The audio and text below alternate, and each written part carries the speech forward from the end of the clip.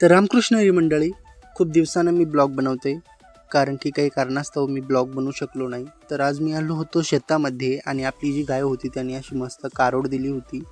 त्याच्यानंतर आलो मी आपल्या राणीच्या पिल्ल्याकडे. हे 2 पिल्ले आहे बघा त्याचे. त्याच्यानंतर आलो मी शेतामध्ये. शेतात आलो तर झेंडूचे फुलं खूप लागले होते आणि ही आजूबाजूची सरकी दिसते शेतामधली ती मला उपटायची होती आणि तिथं जार पेरायची होती. हे जे शेवग्याच्या शेंगाचं झाड आहे याला खूप शेंगा लागल्या होत्या, तर त्याच्यामधून मी एक तोडली होती आणि नंतर मी आलो होतो शेतामध्ये. तर सरकीच्या झाडाला महूळ बसलेला होता, तर त्याला मी हुलवत होतो. तर ही माझी वहिनी होती आणि त्याला लावलं होतं आम्ही महूळ हुलवायला. त्याच्यानंतर